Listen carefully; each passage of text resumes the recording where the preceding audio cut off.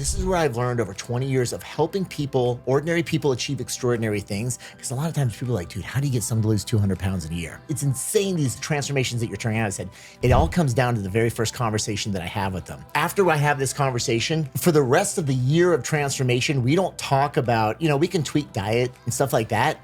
But the number one conversation every single day will come back to, are you keeping your promises to yourself? And so that's why I'm so passionate about sharing this lesson with everybody else, because I've seen it. It has changed every single life of the individuals that I've worked with. It helped me overcome my drug addiction. We can't have a conversation about your physical health without talking about mental health and emotional health and your social health. These are the conversations that we have to have, because that's what's going to create long-term change. If we do not address those, you can never help someone keep it off for life. I love to hear that your approach is so far beyond diet and exercise, and you are taking care of the inner person, because you're right, it has to happen from the inside out.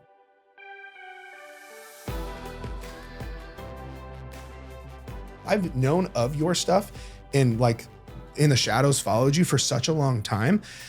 So I just appreciate you being willing to do this. This is incredible. Dude, absolutely. Yeah. Well, when Jason reached out, he's like, yeah, my buddy Jared wants to talk to you. I was like, of course, like, well, yeah. I'm there to connect. Yeah. Like I'm here to connect with other passionate people, like-minded people, and help support and elevate, because we're all trying to do the same thing. We're trying to make people's lives better, and we need all the help we can get. Yeah. So yeah, whatever I can do to serve and to help out with your mission and your cause, like, let's go. I love that, man. That means a ton. For sure. One thing I was wanting to, along those lines, that I was wanting to hear your take on is when it comes to, because like, obviously most people here know about your story. They've watched the show, like our clientele and our community, like everyone, like I made a post about it and everyone's like, is that Chris from the show? And like everyone's freaking out. Oh, that's cool. So for you, so you've been in this game of transformation for a minute. Yes. Right? Like most people know your story. Most people understand like all that stuff. So I'm curious for you, after having had that success with helping so many people and not just lose a little bit of weight, you've like, and like the video you were playing yesterday, it's profound. Yeah. So for you, what's the secret, in your opinion, to keeping the weight off forever? Like, good. I mean, you're asking the right question. Yeah, absolutely. Because and that's really what my main objective is now, and that's the problem that I'm trying to solve. Because it's losing weight is a chapter. It's a process that people can go through, but again, the real journey starts after they cross that first finish line, and it's that journey of maintenance, because there's so much of the payoff that people don't get. I mean, like when people are losing weight, a lot of times, there is cognitive restraint. They're making sacrifices. There's thought process that actually goes into making those changes, but then there's a weekly payoff. They take their progress pictures. They start to see these physical changes. They go to the office. Are you losing weight? Oh my God, you look so good. Wow, you're glowing today. Wow, keep it going. No time in maintenance does someone be like, oh dude, you look the same as you did 6 months ago. Way to fucking go, right? It doesn't happen. So it's like when you're, can I swear? Please do. Okay. It's my favorite. Fuck is my favorite word. Okay, good. And I only say that because it's just like, just to make a point, because it's like, there is nothing glorious about maintenance. Whereas weight loss, as people are going through it, there's all kinds of positive reinforcement and feedback, and you're getting that constant payoff. Whereas the moment you get into like, the maintenance is the long haul, and it's not fun. It's just, okay, this is the rest of my life. It's a grind. And so I struggle with this a lot, because a lot of the individuals I've taken through this incredible journey of weight loss transformation, I mean, jaw-dropping. You've seen the work that I've done. We've got that part down. We can help people lose weight. But then a handful of them, a significant number, have gained the weight back. And it's hard. It's funny, I was just having this conversation this morning, but it can be really, really difficult. And I can't tell you how many times I go back and think, what could I have said? What could I have done? What did I miss? What was the one thing that they needed to know that I didn't tell them to continue on with the journey? And I kick myself all the time, because if I could go back and do it all over again, I would do it very different. Because things have changed so much. I mean, the show ran its course, and it was done in 2015. So like it'll be 9 years as of this summer. And a lot has changed in 9 years. I mean, the approach to wellness is so far beyond, diet and exercise. And we did far more than diet and exercise in the show. There's a huge mental component to it, but even now there are new components of wellness that were not addressed, where we did not give our people the tools for stress management. We didn't give them the tools for, breathing tools to implement breathing exercises, gratitude, acts of kindness and service. Yes. This isn't woo-woo shit anymore. It's like, and the more research is coming out around practicing gratitude every day, implementing breathing exercises to help manage immediate stress, like when you're going through, and to manage triggers, and then talking about service and acts of kindness to other people, like all of those have very real physiological effects on our body, and it give us the tools that I didn't give my people. And I'm thinking, well, maybe that was it. Maybe that's what we missed, because, but then at the same time, everyone has their own free agency to do whatever they want. And so there's always more I could do. And I'm a perpetual student. And I guess Love what, that. you ask me this question in 10 years and it'll be like, well, I wish I thought beyond acts of kindness and gratitude and breathing. And, I wish we did X, Y, Z now. And so I think if I'm doing my job right, I'm going to keep trying to learn and keep trying to find the solution. But I feel like my existence on Earth is to just, like, I'm on a mission to eradicate obesity-related suffering. But it's in the process of that, it's constantly trying to find that map to help people through the entire journey of transformation into weight loss maintenance. Love that. So it's like, but here's the twist on the whole thing, and this is just the irony of it, is like ultimately I'd love a one size fits all solution, right? Oh, you're a human. Let's plug you in here and just take you through steps X, Y, Z, and there you go. You're good to go for the rest of your life. Good luck. That would be wonderful. But everyone's different. Yeah. Dude, it's so funny. That's why I started smiling when you said that, is because I didn't even tell you like what the name of the show is, or like literally for like context for the viewers. Like we just came in and like started chopping it up and just sat down and recorded. Yeah. The name of the show is called Dieting from the Inside Out, because I talk about how outer work without inner work doesn't work. So that's exactly literally, I was like, we didn't even, it's exactly what I was wanting to hear you say, but with no prompting at all. That's why like you started saying it, I'm like, holy shit, I didn't even like prompt that. That's fucking incredible. And you're spot on. We can't have a conversation about your physical health without talking about mental health and emotional health and your social health and the connections that you have in your environmental health. And that's what I would do so differently now. Is like before I was so focused on the individual. Here's how you need to eat. Here's how we need to structure your diet. Oh, there's past trauma. Okay, so let's get you with a psychologist to help start to address that. But there's so much more of the holistic approach that I didn't even know to approach. And so I love the direction you're going, because these are the conversations that we have to have, because that's what's going to create long-term change. I think if we do not address those, you can never help someone keep it off for life. I agree. And that's the thing, is like, statistically speaking, it's heartbreaking the amount of people who will change their life and regress back, if not worse, to where they started, which I truthfully think it puts someone in a worse place, because it's proven that every single time we gain our weight back, metabolically it causes problems, but then I think on a deeper level psychologically, because the mind craves what's most familiar. So like I compare it to any skill set. Like if like say Jimi Hendrix, fantastic guitar player, effortless, like it's art. It's because that bastard's been strumming and playing guitar for decades. But I have conversations with women every day who have been losing and gaining their weight back, this yo-yo cycle, for decades. So not only do they struggle with it, they're good at it. They're the Jimi Hendrix of, unfortunately, that. So that's going to take way more than just a new plan, a better calorie or macro subset to fix that. We have to go inward. We need to talk about your identity. We need to talk about your beliefs. We need to talk about your emotional regulation. We need to talk about your relationship with yourself, with food.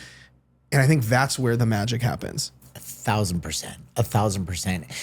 Talk about the relationship with the people that are closest to them as well, their social systems and their support, even their food environment. Like I've spent a lot of time working with individuals in the Southeast that are living in these food deserts, and their availability, their socioeconomic status, all these different things, they play such a massive role in it. And you're spot on. You go to someone who's so familiar with that yo-yo dieting, it becomes a self-fulfilling prophecy. They'll almost that. Deep down, it's expected that it's just going to happen. This is, and I mean, how many times do you deal with this with your clients? We're like, that's just who I am. It's a story. That's it. It's a story that is so ingrained in the nervous system. And that's why, because we're on autopilot like 90% of the day. Yes. I had a mentor of mine years ago. actually, we have a couple friends that go back to this guy, ironically. And he said that subconsciously we are, like, he's a big Bob Proctor guy, big, like, getting into that world. He talked about we're programmed to find everything we lose. Lose your keys, you find them. You lose your kid at the theme park, you find them. You lose your phone, you find it. Well, when you say, I got to lose my weight, you're subconsciously programmed, you go find it again. Yeah. You know? Yeah. Well, and I think I wish I had the answers to all of this. Trying to reprogram someone's mind. It's outside of my scope of practice. I wish I had that skill set, but I do know that there are professionals that will, spend years educating themselves and really working on helping someone through that process. But I also know, I know, because I've been in the trenches with individuals who've been doing that work also, it's certainly not easy, and it requires a whole new level of vulnerability and honesty with oneself. I mean, people have to truly be ready for this kind of process. And here's the thing, those who actually go through it, they're like, oh shit, the diet and exercise part was the easy part. Yeah, 100%. Because now that a lot of times they're going to have to go back to their inner child, and they're going to go face a lot of the trauma and a lot of because that's where most of the stories were created. Without a doubt, yeah. Were created from their childhood. And every once in a while, there are certain situations, traumatic events that happen, in their early 20s or 30s that might send people on, on a different path. But most of the time, they're speaking to this, the inner 7-year-old or the inner 10-year-old, and it's some powerful work that I'm fascinated by, and I wish I had that skill set. Sure. But it's something where I have had the opportunity to work with some amazing individuals who can do that work, and more than anything, kind of be there with my clients as a supportive friend as they're going through it, but learning. So important. That's it. That's exactly it. We've seen a massive powerhouse combo when you have a really good coach who gets this stuff, and that client's also in therapy. Yeah, it is like the craziest helix ever. Because like that's the thing. Even in my neck of the woods, we specialize specifically in the deeper stuff. I would say the deeper stuff as it applies to weight loss. But obviously there's that line of like therapy and like clinical psychology and all of that. But we have like specific systems in place where we help them go straight to their inner child. Like, hey, we have, it's like a mentor of mine told me years ago, like, to heal the man, you must heal the boy. To heal the woman, you must heal the little girl. But most people, so I have part of my story also is like, I was given a Weight Watchers book at like 11 or 12. And I remember as like a 12-year-old reading this Weight Watchers book, because I was a chunky kid. I wore husky jeans and I was like the fat kid when all my cousins and friends all had abs, or just lean naturally. Right. And I'm struggled. And I remember at like a young age, like looking down, like, why are my legs so big? Or like, I have this belly or whatever. And then I was given a Weight Watchers book, and I remembered as a child, like I was flipping through it and trying to like this whole points thing. And then I'm like, okay, I get 20, but I'm like, I want that muffin, but that's 18, so I can't eat the rest of the day. And I remembered like as a kid, like the anxiety, in my relationship with food started to get tarnished. Right. So guess what? Who started binge eating shortly after, right? So for me, I had to go back and unlearn all that. I had to go address that. And that's what we help our clients with. But I think there's this almost societally or industry-wide thing. And I think it's slowly changing, like the consciousness around it. But the fact that so many people still think it's just eat less, move more. It's a suffering contest. Like let's diet for our whole lives, and it's like we have to undo that. That's not how it works anymore. 1,000%. And it's this. There certainly has for the longest time been like this all or none kind of mentality to the process of transformation. And I love the fact that you're approaching it from such a much more realistic standpoint also. And here's the wild thing, and this is what I've experienced, because I guess that's all I can do is kind of speak to my experience. I've worked with personalities that, like almost a type A kind of personality. They come in, they're like, just tell me what to eat and tell me what to do, and I'll put together.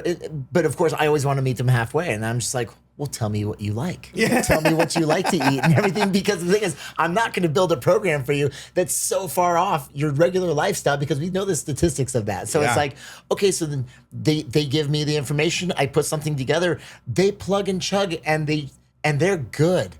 And then there's these other individuals, and they just have different needs. And so and other people, like for example, well, you know what? Okay. I'm going to backtrack just a little bit because my approach has changed a lot over the years. And it's interesting because, like, you know, I'll take a group of people that want to learn about carb cycling, and I'll take them through a carb cycling seminar, or, you know, a 8-week carb cycling challenge or something like that. It's like, okay, I'll show you how this stuff works. But now let's talk about a real life approach to long-term transformation. And so for me, I'm all about integrity.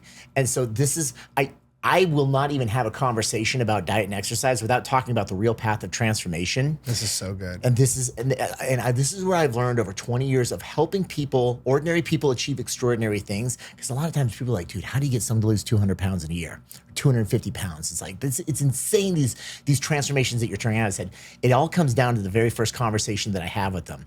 And here's how we actually take our people through the process.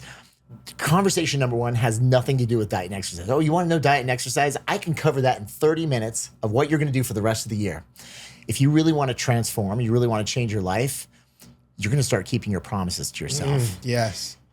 Because what people don't realize, the power that's in the commitments you make, whether you say it out loud in front of a group of people or whether you say it quietly to yourself, your spirit doesn't know. And when you say you're going to do something, you are writing a contract to yourself. But I'll tell anyone who's coming to me for change, and here's the thing, it's a little bit abrupt the way that I approach it right off the bat, because, you know, I'll have these individuals that are 400 or 500, 600 pounds, and I'll say, look, you're sitting in front of me right now because you have no integrity. Typically, it doesn't land well at first. Of course. But I'm trying to get their attention. I've even had people just get up and be like, all right, fuck this, I'm out, dude. I'm like, hold on, before you get up. I'm not saying you don't have integrity with other people. You know, if you told your friend that you're going to show up at noon tomorrow for lunch, what time would you get there? I get there 11:58. Of course you would. Of course you would. And you showed up. Yeah. 2 minutes. Like, I literally about said that when you showed up in this room, we were going to be meeting at 11. 10:58, you rolled in. Yeah. It's integrity. Yeah. And that I live by it. It changed my life. It actually helped me. It helped me overcome my drug addiction. And so that's why I'm so passionate about sharing this lesson with everybody else, because I've seen it. It has changed every single life of the individuals that I've worked with. Because after I have this conversation, for the rest of the year of transformation, we don't talk about, we can tweak diet and stuff like that, but the number one conversation is always coming, every single day will come back to, are you keeping your promises to yourself? What promises did you break? What do we need to heal? Because the thing is, for this individual, I said, oh, well, of course you'd show up for your friend at noon, at 11:58. Okay, well, let's try something else. How many times have you said to yourself, the diet starts Monday? And they go, oh, shit. Yeah. How about 2018? This is my year. It's all going to change. How about I'm going to wake up tomorrow morning 30 minutes early. I'm just going to go on a jog. And then you hit the snooze bar till you got to jump up and run to work, right? So how many times have you made and broken promises to yourself over and over and over again? And by the way, and usually I work with groups, right? And so I'll say, Dan, how do you feel about yourself? Well, I hate myself. Why do you hate yourself? Well, look at me. I'm 400 plus pounds. I was like, yeah, well, I see you and you're an incredible man. Why do you hate yourself? Well, because look at me. I was like, no, you hate yourself because you've made and broken promises to yourself over and over and over and over again. And what people don't realize is that their personal integrity and their dignity are linked. The way Absolutely. The way that you feel about yourself. And I said, look, Dan, if you want to, you have made and broken promises to yourself so many times over and over. Every single time you've done that, your dignity has taken a hit and you've lost more and more and more belief in yourself. The woman who we were talking about, who's yo-yo dieted over and over and over again, the moment she breaks that first promise, and she breaks that non-negotiable, here we go again. And she's going to just keep tanking, because the thing is, when you make a promise and you keep it to yourself, that's the greatest act of love for yourself ever. It's the epitome of self-love. Absolutely. It's the mortar that holds the bricks together that you're trying to build. And the moment you break that promise, you start breaking that wall back down. And so if you're going to build yourself up step by step by step, we do it one promise at a time. And so I know that the individuals that are truly ready to change are the ones that will make a promise and they will keep it to themselves. And it has nothing to do with, and I actually gave an example yesterday in my speech. I said, look, I was going to have you bring this up. This is incredible. And we vet people when we're selecting people for transformation based on their understanding of the power of their promises. And so we will actually have all these individuals that we are about to select for a journey of transformation. And it's really cool because they will naturally weed themselves out, because we'll have everybody make a commitment, and commitment will not be overblown. It's not going to be 5 hours of cardio a day or anything like that. It's like, hey, how much are you going to do? Like, so we have 2 weeks together. What do you want to do every day for movement? Well, I'll do 30 minutes on the treadmill. Okay, you want to make that promise to yourself? Yes, I do. Fantastic. Okay, that's it. 30 minutes a day on the treadmill. And then over the next few days, we'll float around and hey, Dan, how'd the time go on the treadmill?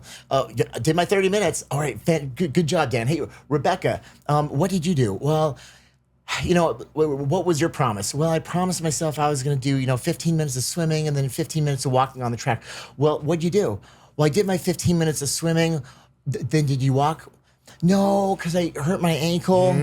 Well, did you do something else? No, because my ankle's really hurting. Well, was there something? Did you box? Did you row or anything like that? Well, I couldn't because of this and that. You're not ready. I'm sorry. It's okay. Or I'll go over to Sarah, and like Sarah's on the treadmill, and I was like, hey, Sarah, what did you promise yourself? Well, I promised myself 30 minutes. Well, we're at 29. Okay, that's good enough. I'm going to go ahead and hit stop. Oh, it's a test. It's a test. And I will know if Sarah's ready, because she'll say, no, I need to finish this last minute. Well, what's 1 minute? It's not going to make a difference. A minute on the treadmill for your weight loss, and no, when I'll know she's ready for that transformation, when she will fight me to get back on that treadmill to finish that minute, because that promise to herself, that is an act of love for herself, and she's making herself a priority, and that's her job, is to fight and defend that promise more than anything. That's what I'm looking for in transformation, because people have to aggressively defend it, because when they get put back into their environment, they're going to be pulled all over the place by all these different triggers and all these different people. And in order for someone to genuinely transform, they have to honor their commitments, and they have to protect them, because they're playing with the most powerful freaking force in the world when it comes to human change. Yeah. And if they start keeping those promises to themselves over and over and over again, you watch their self-love and their confidence and their beliefs skyrocket.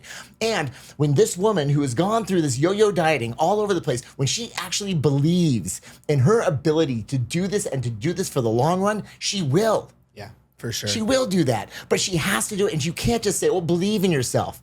Fuck you. Yeah. Really? Yeah. No, I'm here because I don't believe in myself. Yeah.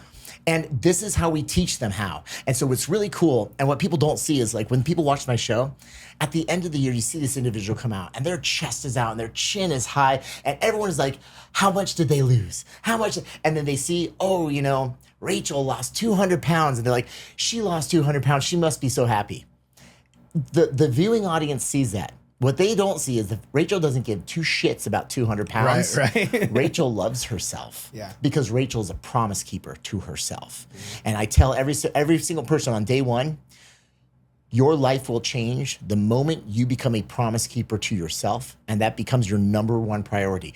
Not just for yourself, but for everyone around you. You will become a better mom. You'll become a better wife. You'll become a better community member when you honor your promises that you keep to yourself. So that's how I approach every single transformation, and the conversation changes. So the moment people actually make their commitments, we start small and baby steps, because you have to grow your belief. You have to grow that confidence, right? And so we start very small, and then promise after promise, they just start stacking promises.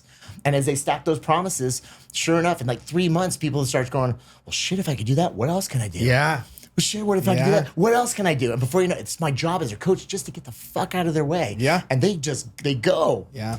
One thing you said, I don't even know if you noticed the nuance in the wording, is because we started a few minutes ago talking about identity and how like your belief systems turn these self-fulfilling prophecies. Well, but you said they became promise keepers. Yeah. Well, that's an identity. That is. Because a few minutes before that, we were talking about when someone says, that's not who I am. Mm. That's a story. That's an identity. It goes from a verb to a noun. Yes. Because it's like when we do with like binge eating a lot, for example, and it's like binge eating and binger are two very different things. Mm-hmm. Oh, I binge ate last night. That's a verb. It's something you did. I turned on the light switch, but I'm not a light switcher turner oner. Like it's who I am, right? It's right. But it sounds stupid. But you just said the act of repeating of I'm I'm going to do what I say over and over again and have great integrity with myself.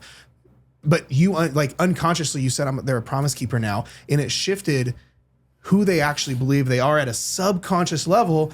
Now that's on autopilot. It is. Yes. And you know what's really cool is there's actually science to back that up. So I've been blessed to I work closely with, there's the whole research crew at the University of Alabama, Birmingham. They were our doctors for the show, believe it or not. And I developed a great relationship with them. And they are fascinated with the research of weight loss and more than anything, weight loss maintenance. And so they've done a ton of studies on, and these two doctors, Dr. James Hill and Holly Wyatt, on identity-based goals versus outcome-based goals. And so they're the ones that actually, if you look up PubMed, those are the doctors that run this. And they've found that and I think one of their studies, and I'm gonna totally mess this up, so don't blast me here, but it's like they took like 65 women or something, and they actually helped them form like these identity-based goals of who they were as a person. And they were able to lose the weight and keep it off significantly longer than people that were trying to lose 50 pounds. I'm trying to get to a size 8. Right? It was the ones who actually said, I am a healthy person, and because I'm a healthy person, this is what I do. I am a runner. You know, and then we're talking to these individuals that have never run before, but they took on the identity of being a runner. I'm now a runner. This is who I am. And sure enough, guess what? They adopted that lifestyle because it changed their belief systems. Yeah. Well, and then it gets even crazier. This is the thing that we teach our people is then your brain will guard that. Because like we talk about like with subconscious self-sabotage, it's a pattern because of we crave what's most familiar and what's congruent with who we think we are. Yes. And if now who you think you are is this, it's why that client gets defensive over like, don't steal that minute, because the brain gets defensive. Yes. But this is how we can teach people to let those new beliefs serve them. This is when we get autopilot results. Yes. In true maintenance. That's why in our program, we have a 3-stage process. Our first stage is what we call dieting from the inside out, where we just like no fat loss shit. You haven't earned that right. We have to earn the right to lose weight, and we overhaul the inner game. And then stage 2, we call boring fat loss, because fat loss is not supposed to be exciting. It should be pretty chill and boring. A big expectations guy. Yes. And then after that, our final phase is called maintenance mastery. And maintenance for me is so much more than eating more calories. Because I'll ask people that. I go, has anyone ever taught you how to keep the weight off forever? They go, yeah, you just eat more calories. And I go, so if I told you eat 500 calories more per day right now, you'd be chill. Yeah. And they're like, I think I'd be a little worried. The scale would say, I'm like, well, we're not ready. But number 2, then mastery is so much more than just adding 500 calories back per day. For me, it's a state of being. Yes. It's more than just like this act of doing this thing. It's literally, it's who you are now. Yes. Yes. I can't love that approach enough. And that's in my 2+ decades, my 24 years of working hands-on with people in the trenches. That's what I continue to see to be true over and over and over again in the individuals that go through the journey of weight loss and maintain it. I love that approach, and I believe in my heart of hearts that you're doing it the right way. I appreciate that. No, man, it's like the biggest compliment I could ever receive. That's freaking awesome. I love to hear it. I love to hear that your approach is so far beyond diet and exercise, and you are taking care of the inner person. Yeah, because you're right. It has to happen from the inside out. This where it's really started to change for me is I don't know if this would be a mutual friend or not. Do you know who Kyle Cease is by chance? No. So actually, you ever have those books that you just read for the rest of your life? Kyle's is one of those. That's what he looks like. Oh, okay. He's been on Ed's show. Oh, cool. He went the podcast circuit and stuff like that. Well, this book specifically, The Illusion of Money, it changed my life. Like Kyle's material changed everything about. I don't know what it is, but something about his message just spoke to my spirit. Right. Yeah. I'd never heard of him up until on Ed's show. Well, you know how the universe works in weird ways. Guess who? Like we're boys now. Oh, that's cool. It's surreal. I have a whole story around it. So because Kyle came on the show, and then magic happened. It was so aligned. It was one of the best conversations with any human I've ever had. But the thing with Kyle because he did it with his career, and what I always, a little bit backstory. So for me, I was the sustainable weight loss guy forever. Like for like 5 years straight, 6 years straight, I was just like teaching people how to eat foods in moderation, or eat donuts, drink wine, look good naked. Like literally that was as deep as it got. But throughout I got into personal development in business like around 18 to 20. And I've always had a mentor. I always was around like, it's when like the first business venture came in, and when like I learned about you and all this other stuff, and I learned personal development, all that stuff. And so I've been reading psychology, personal development, all this deep stuff. I just want to improve myself. But then as I got to building the business and coaching hundreds and hundreds of people, I'm like, I feel like these two worlds have to come together. Yes. But I didn't know a single fucking soul that did it. Everyone, like, actually, to be honest, the industry is still pretty toxic to a point, right? Yes. Diet culture. But I looked and I'm like, I don't feel aligned anymore. My dream is no longer my dream anymore. And I just, I don't feel good. So one of my first mentors says, when you're ever in that state of dissonance or not aligned, you need to get quiet.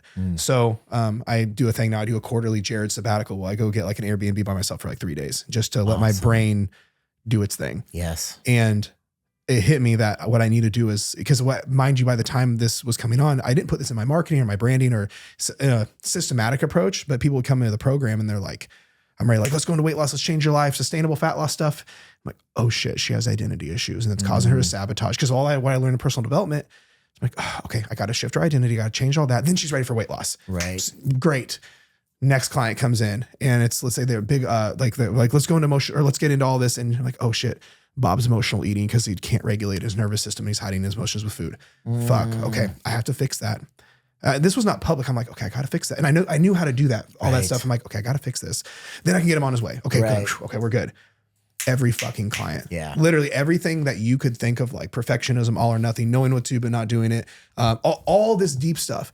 And then it hit me. I go, because that's my favorite shit to talk about. Yeah. And I go, I just wish I could bring these two worlds together. Because what subconsciously gave me permission is, so Kyle did with his career with comedy and transformation, like Tony Robbins style transformation. Right.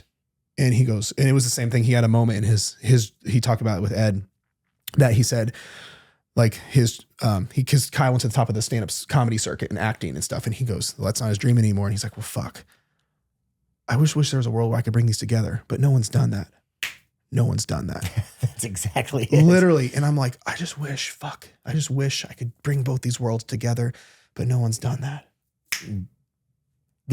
No one's done that. Yeah. But then throughout conversation, I would use terms like, oh, yeah, we got to diet you from the inside out before we diet for real. And I told that to Jason when we were doing like systematic business stuff. Yeah. Like naming the stages of the program. And that was just come out on an application call. And I'm like, oh, that sounds kind of dope. Holy shit. Write that down. Right. And so, and that's how a lot of this came to be from, it was already happening organically without anyone knowing about it. Yeah. Because that's what the client needed. Yes. And then I'm like, you know what? This is mainstream. This is where this internal pull is coming from. It's not going to be as easy to sell. It's not going to be as sexy as like, let's lose 30 pounds in 30 days, but that feels gross to me. Yeah. And so that's why I think all this has to go togetar. 1,000%. And if you don't mind, I got some questions for you about this. How has that been for you as far as I want to say it again just because my mic just traveled away from my face. But how has that been for you as far as getting their attention? Because the one thing that I've even come up against, and like, man, I'm blessed to have a platform, sure, right? And for people to understand, and they're already going to brand me as the weight loss guy. So they're going to see me and they're going to say, okay, he can solve my weight loss problems, because that seems to be what no matter what, that the general pop continues to come to me for weight loss. But when I'm like, no, keep your promises. Oh, come in. I'm going to show you how to keep your promises and focus on the inside out and focus, on mental and emotional. Sure. They go, yeah, okay, that's nice. But what do I do to lose weight? Mm-hmm. And I'm like, no. no.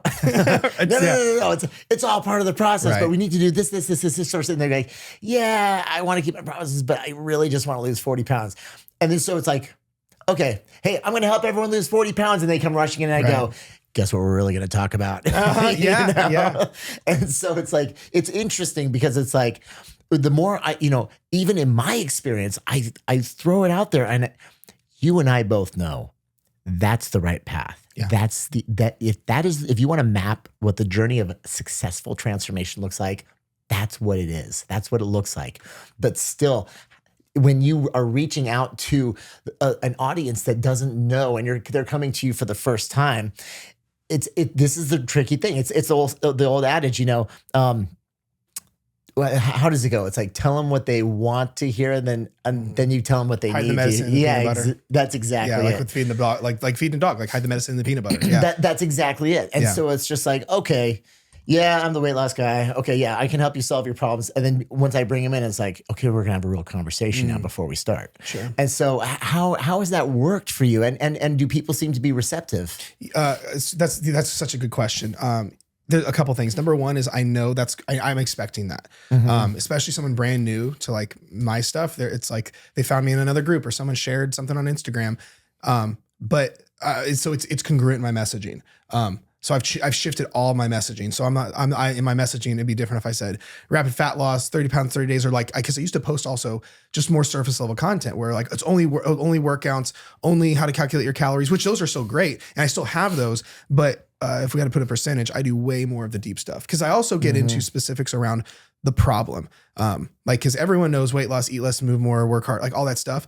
But I'll make content and talk about like, well, okay, if you have binge eating every night where you just black out in the pantry and you wake up and pizza crusts are on the ground, here's what we need to do to fix it. But then I tie that to the whole message of like, if we don't stop doing this, you can't get what you want. Right.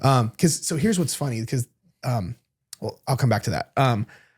The other pieces I always say my one superpower is I can make anything simple as fuck. Cause I've almost had, cause like we talk about off camera, like I've always not been the most like naturally educated, intelligent person.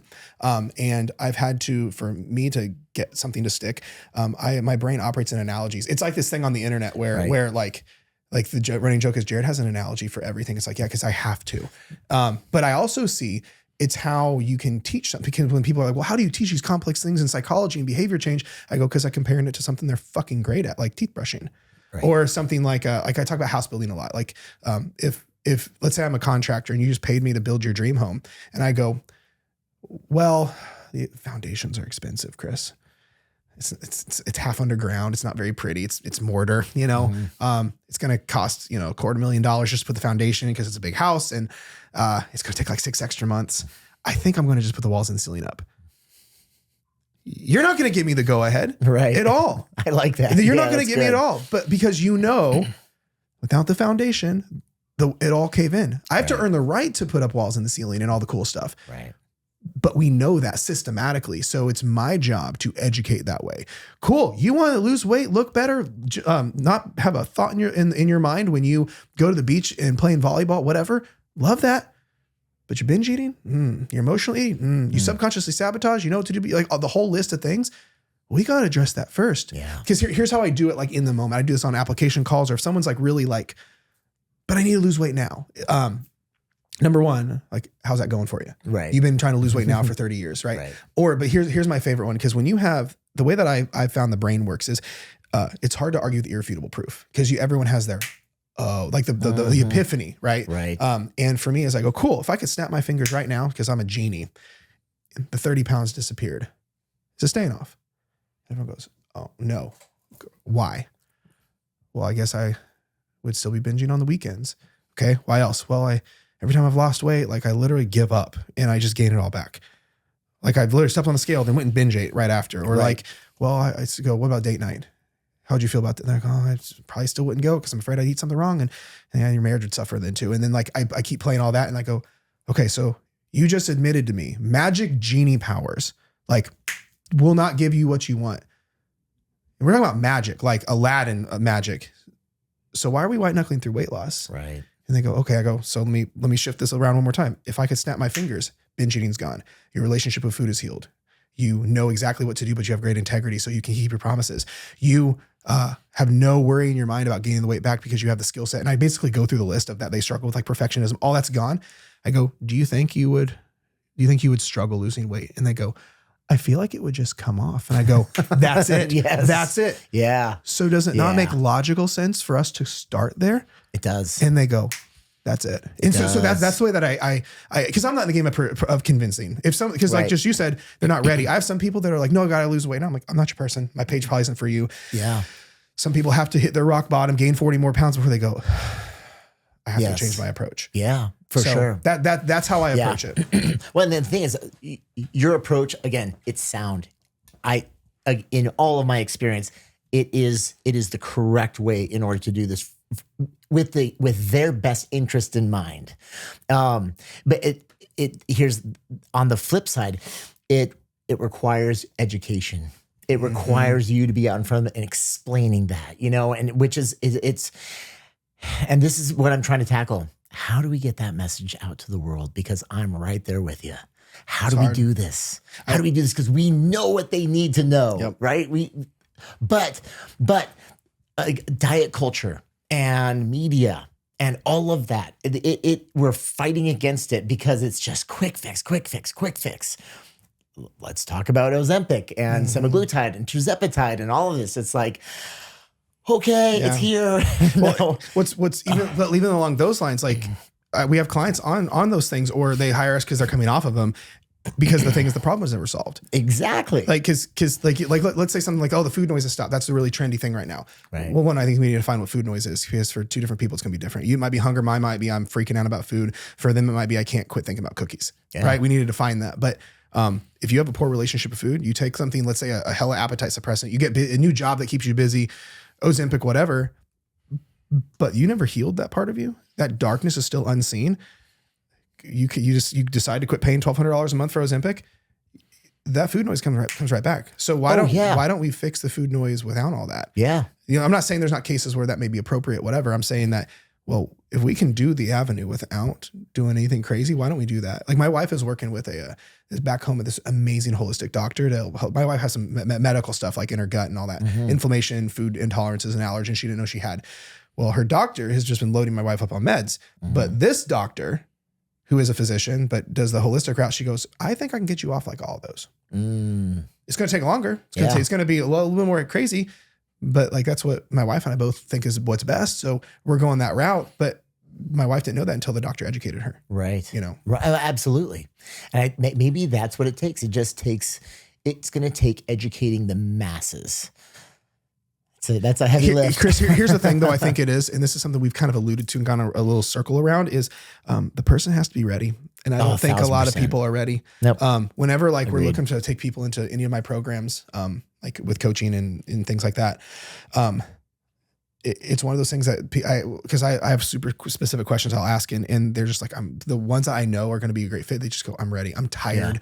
I'm tired of the quick fixes. I literally put this in. It's like, sometimes I think I'm like I obviously think like business strategy and marketing and all that, but then there's part of me that's like, I just call it like it is. I go, if you are tired of quick fixes, if you're tired of this, tired of this.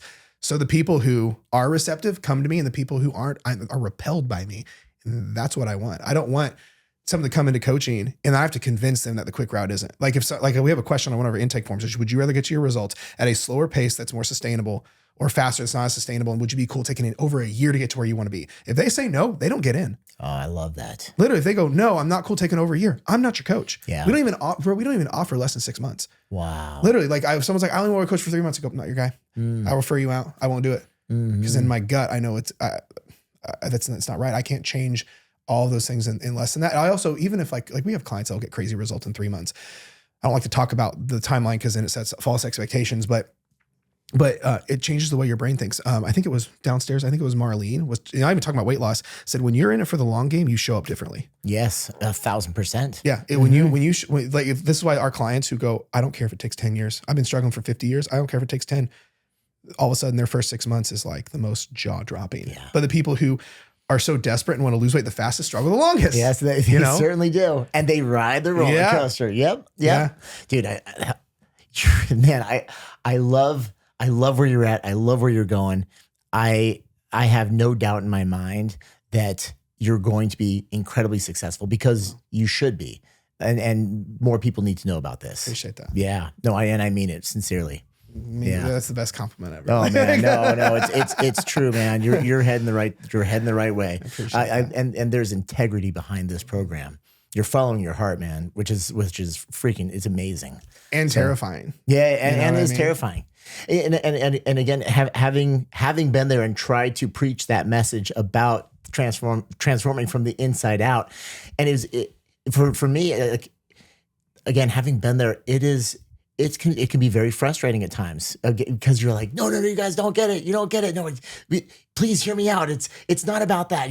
We need to start focusing on this over here. And it's just, but I also realize that sometimes, speaking to the masses, with just a broad conversation of mental and emotional health first, you're right. Sometimes that not everyone is ready, and but those that are will step up. Holy shit. It gets nasty. Desperation is not the place to build anything from. Right. You know, like think about anything else though. Like you go to buy a car, the car salesman's needing to make his mortgage payment with you. Right. You feel it and you're repelled. He could say the right script. Yeah. He could do anything, right? But the guy at the bar is trying to get laid, and he'll say everything. Because you can't hide energy, dude. You can't. Like we attract what we are. Yes. But one of the first personal development books I ever read. It's one of my I usually have a couple copies with me, so I give to people. It's As a Man Thinketh by James Allen from the 40s, bro. Yes, yes, I've heard of this book. Dude, I've never read it. It's pamphlet thick. It is so thin, but it's one of my favorite books. That one of the famous lines in it is, in life we don't get what we want, we get what we are. So to get more, we have to become more. But if you are operating out of actually, it's probably why Kyle's book resonates so much, because like literally in Kyle's book, it's not a plug for Kyle's book, but it's like The Illusion of Money, why chasing money is stopping you from receiving it. Because but now this book is not about money. This is about your relationship, whatever the thing is you're chasing is what it is. Right. But because if you think about the energy of chasing, it doesn't feel good. Actually, you're declaring energetically, I don't have. Right. Right. If I chase my dog, she thinks I'm playing. Right. And she runs because she likes it. You know, right. Yes. But when we become a space that doesn't need, I mean, think about it, it's codependency. Right. And it causes all the problems. So. Yes. Man, I love it. But this is probably one of the deeper conversations I've had in a podcast in a long time, and I really appreciate it. And I appreciate you. I appreciate you. I love getting to the deep side of stuff. I always joke, but I mean it seriously. I don't get out of bed for surface level shit. There's enough of that. Yeah. But I know someone like you. There's such a deep stoic side to you that I can feel it, right? And I think it's so powerful to get that out. And I think that it's why I love like my show and just conversation being the best, a great space for it. It's why like when I do my show, like I don't have notes. I want to be in this, and this is where I think magic happens. So absolutely. But yeah. So for people listening, because I know we're getting close on time, and I just can't believe this hour went by like that. Holy smokes. Yeah, crazy. So where can people? I know you got a lot going on. So one, where can people find you? But also, I know you just dropped something pretty crazy, like your new thing. So talk about that, so they can go learn about that. So I just rolled out my new app, which is called Kept with Chris Powell, and it's the name refers to promises kept.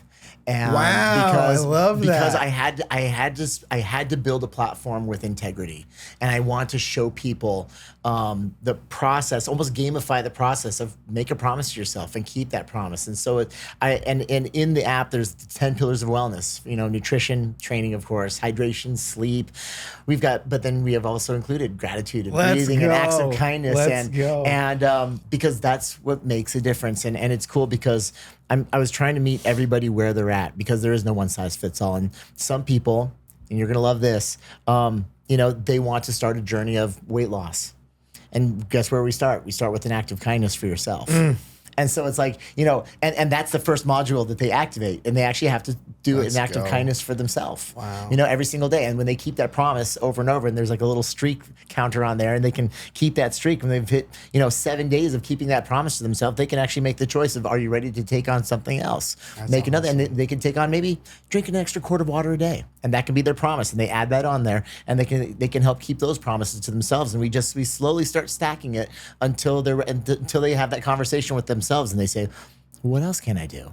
Well, if you want to track your calories, and we're 2 months in right now, and you've kept all these other promises to yourself, and your daily gratitude, and you're managing your stress with breathing exercises, and you're doing a mindfulness session once a day, and you're bringing yourself here and now, and you're doing all these things. Great. Well, yeah, maybe try tracking your calories today. Wow. So I'm super excited about this.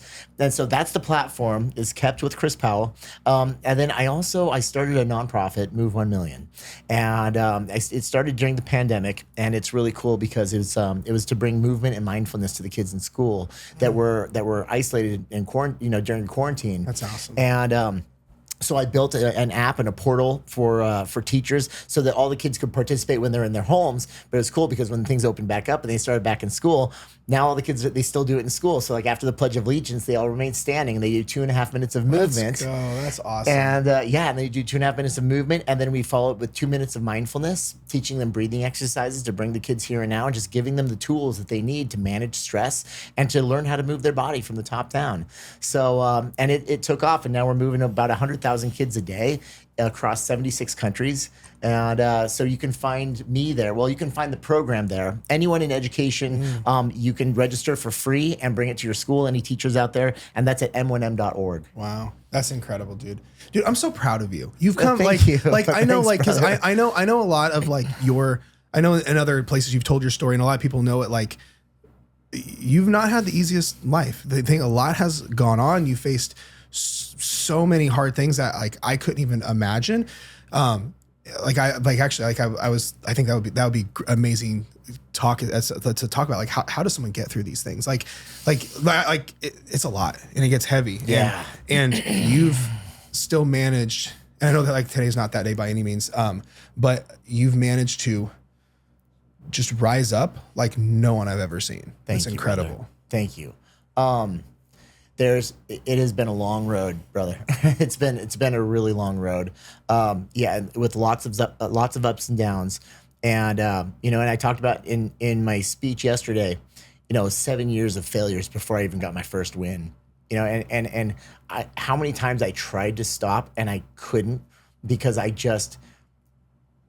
do believe that probably one of the biggest blessings in my life is knowing feeling what I'm here to do.